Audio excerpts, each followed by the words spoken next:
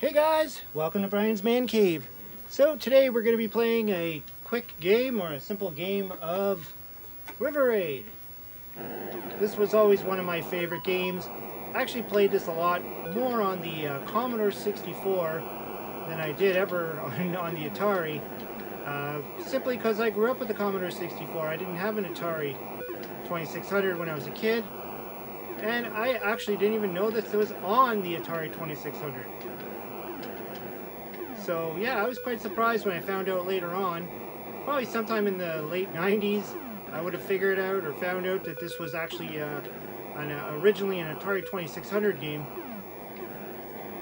It's on the Intellivision as well, but I didn't have that version either. I didn't even know there was one until, again, much later on when I found out.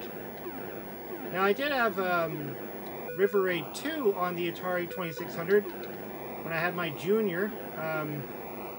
You know, I got the Atari Junior not too long after it came out, on the shelves again back in the early 90s. Oops. Back when the Atari Junior came out, and I ended up getting one. Oh, geez. And my friend, for my birthday, he got me a River Raid 2, which I thought was really cool because I didn't know that the game even existed at that time. I opened it up, I'm like, River Raid 2? Of course, it's a similar game to this one. Different programmer, but you know, it has similar elements. There's an aircraft carrier and, you know, different types of fueling methods.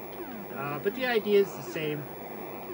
Going through a pathway, shooting all these obstacles and planes and helicopters and stuffs like that.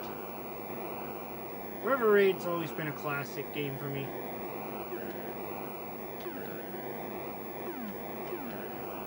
I'm okay at it. I wouldn't say I'm one of the best players in the world.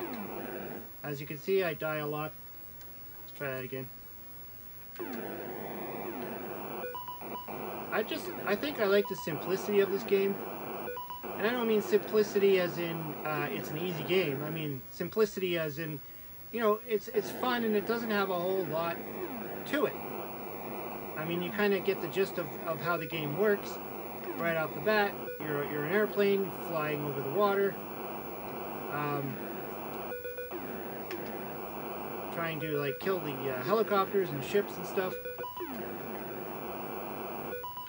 I mean, there are a few things that kind of are weird about it, like you can't touch the ground when you're supposed to be flying over it. You see, I just flew into the ground there, which is kind of weird.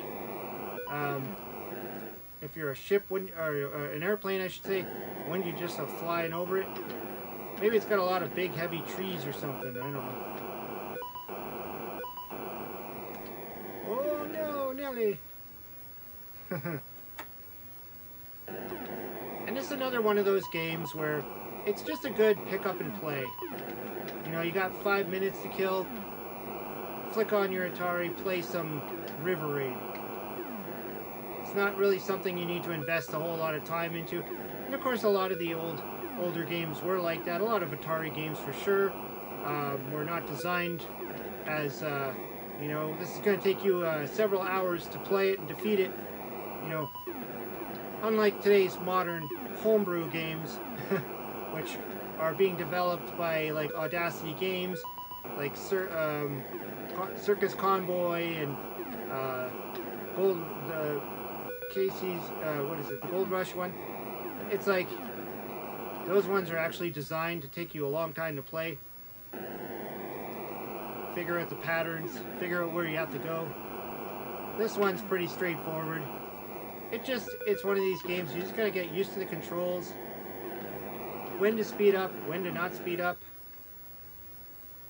You know, stuff like that. Learn the patterns of the ships and the helicopters. Whoa!